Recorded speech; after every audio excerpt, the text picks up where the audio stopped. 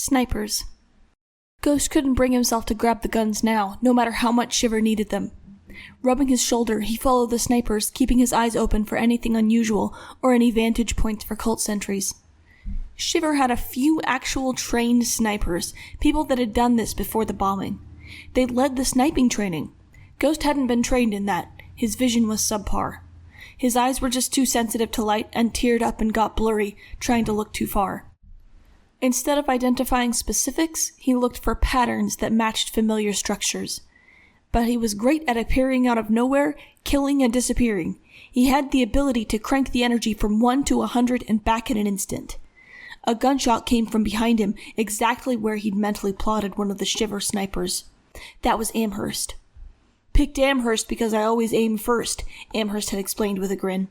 A corresponding shout meant he'd hit. Good. Ghost had somehow hurt his shoulder, but whatever. He wanted to be there to see the kids let go. He took shelter as the bullets started to fly.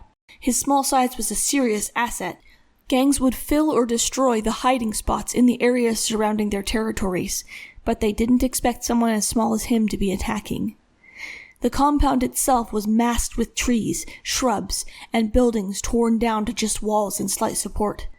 Broken glass, torn sheet metal, spiked equipment, and other hazardous garbage was strewn around pathways to impede any heavy traffic. Shiver did something similar. It was to allow the sentries to fire down from the shelter around the compound.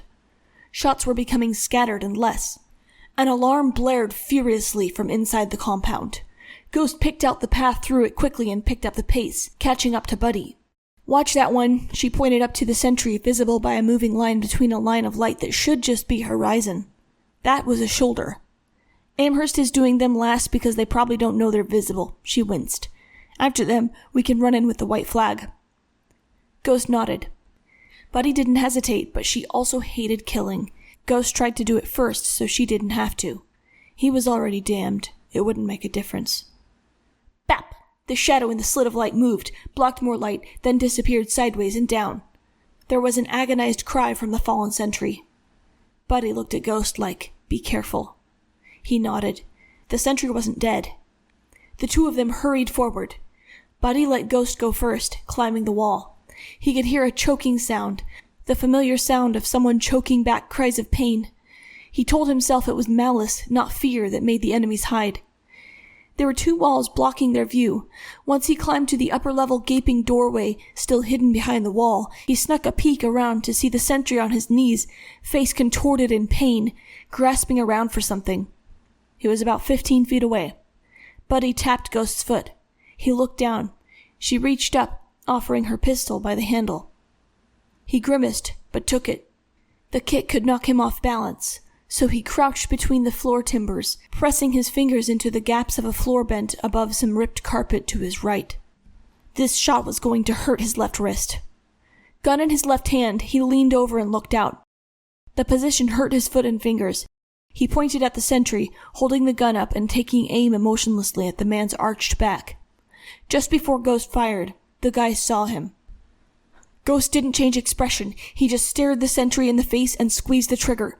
The gun jerked back hard, but he held on tight and fired again. This time his wrist made a loud snap and he grunted in pain. He pulled back, trembling from effort and barely holding the gun, pressed between his thumb and forefinger. Buddy caught it from him, and he barely saw that, shifting to make sure he'd gotten his target. Yeah. He half-jumped from the vantage point, groaning and holding his left wrist. "You better stay back," Buddy said, double-checking the bullet in the chamber. "No," Ghost grunted, stooping protectively over his injury with a wince. "You always do this," Buddy said, with a concerned glance over her shoulder. She checked outside. Ghost grinned.